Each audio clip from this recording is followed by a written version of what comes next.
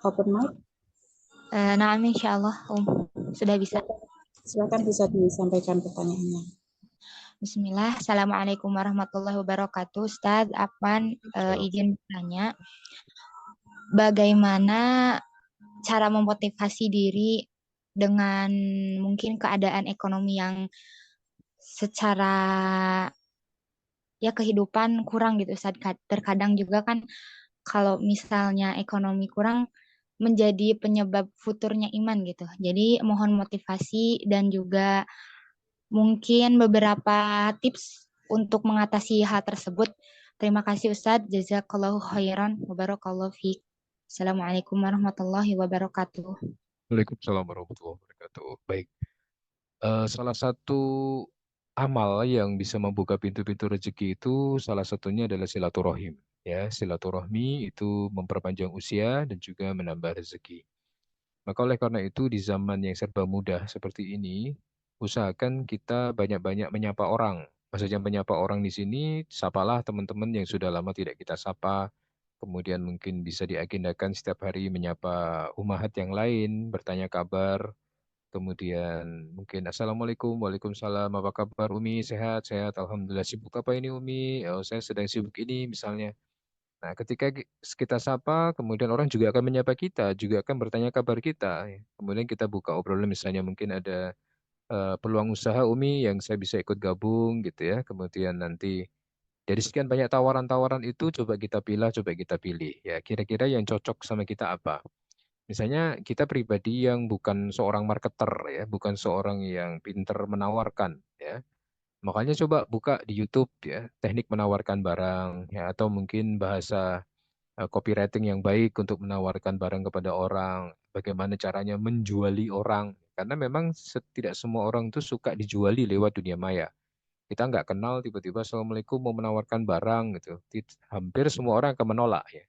Tapi kalau kita itu by needs ya apa namanya?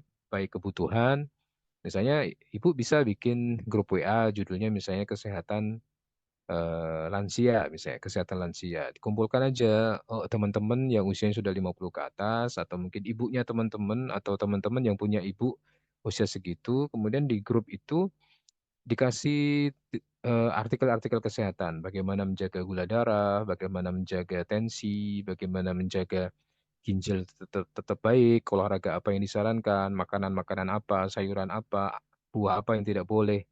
Nanti edukasi di situ. Nah, orang orang mendapat manfaat di situ. Nah, orang mendapat manfaat diagendakan. Nah, diselingi sesekali ibu-ibu mungkin ini bermanfaat. Ada satu produk yang bisa membantu kita menjaga gula darah, namanya produk ini. Kalau ibu membutuhkan, saya jualan. Nah, untuk hari ini harga biasanya 250, saya jual cuma 200 ribu saja misalnya. Jadi Anda saving 50 ribu. Nah, orang itu suka membeli kalau ada diskonnya, ya, kalau ada potongannya. Kalau apalagi ibu-ibu, kalau beli ada potongannya itu kalau kayak menemukan sepotong apa ya, kebahagiaan yang luar biasa ya. Makanya di situ edukasi tapi kita pakai soft selling ya. Jadi jualan tapi dengan cara yang lembut ya. Orang tidak merasa kalau sedang dijuali.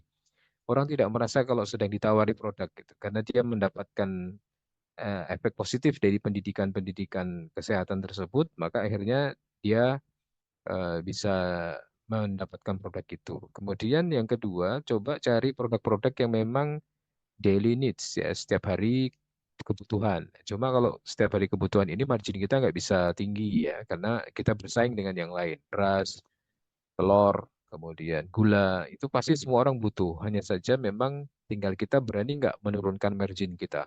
Kalau toko sebelah misalnya dia ambil laba 2.000, kita ngambil laba 1.000. Oh ternyata toko sebelah ngambil laba 1.000, ya kita ngambil laba 500. Kita nyari kolamnya, nyari pelanggannya.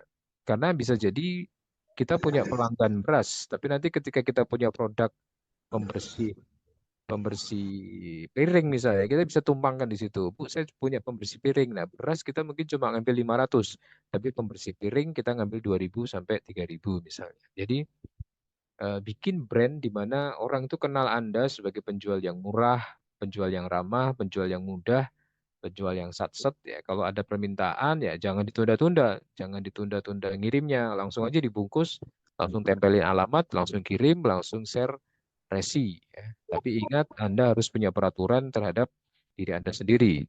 Misalnya SOP-nya tidak akan mengirim kecuali transfer sudah masuk ya. Kita berjanji pada orang lain tidak akan curang, tidak akan bohong. Makanya tetapkan aturan-aturan itu agar kita tidak menjadi korban kebohongan atau korban kedoliman. Seperti itu. Beberapa tipsnya. Baik, terima kasih.